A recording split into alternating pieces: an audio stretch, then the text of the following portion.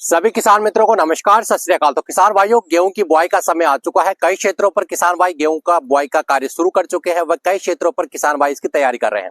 गेहूं की फसल से अच्छा उत्पादन लेने के लिए हमें बेसल डोज के रूप में डीएपी खाद का इस्तेमाल करना अति आवश्यक होता है।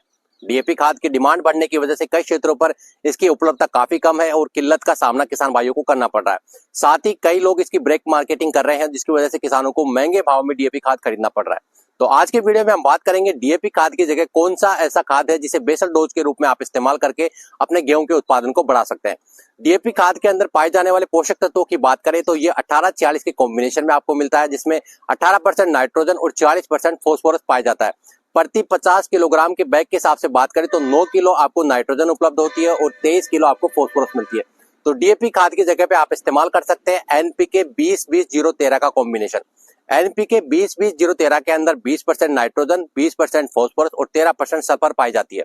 प्रति बैग के हिसाब से मात्रा की बात करें तो आपको 10 किलो इसमें नाइट्रोजन मिलती है, 10 किलो फॉस्फोरस और 13% सल्फर मिलती है। तो किसान भाइयों, अगर आपके क्षेत्र पर भी डीएपी खाद की किल्लत की परेशानी आपको देखने को मिल रही है तो डीएपी खाद के अंदर पाए जाने वाले नाइट्रोजन और फॉस्फोरस जैसे पोषक तत्वों की पूर्ति के लिए जैसे हम 1 एकड़ पर 1 बैग डीएपी इस्तेमाल कर रहे थे, वहां पर आप एनपीके 20-20-13 के 2 बैग का इस्तेमाल करके पोषक तत्वों की पूर्ति कर सकते हैं। एनपीके 20-20-13 जो खाद है वो आपको आसानी से उपलब्ध हो जाएगा। गेहूं की फसल में जैसे नाइट्रोजन, फॉस्फोरस और सल्फर जितने पोषक तत्व जरूरी होते हैं, उसी प्रकार से म्यूरेट और पोटास भी काफी जरूरी होता है। पोटास का इस्तेमाल आजकल किसान भाई काफी कम कर रहे हैं, तो इसकी जगह पे आप जो एमओपी होता है, किसी भी कंपनी का एमओपी आपको लेना है, 35 किलोग्राम प्रति एकड़ के हिसाब से आपको इस्तेमाल करना है। पोटास जो होता है हमारे लास्ट में जो दाना चिपटा रह जाता है, तो दानों का जो वजन है और दानों की जो मोटाई है उसको बढ़ाने के लिए काफी जरूरी पोषक तत्व होता है। तो इस प्रकार से गेहूं की बुआई के समय पे इन बेसल डोज के रूप के खादों का इस्तेमाल अगर आप करते हैं तो आपको गेहूं की फसल से अच्छा उत्पादन मिलेगा।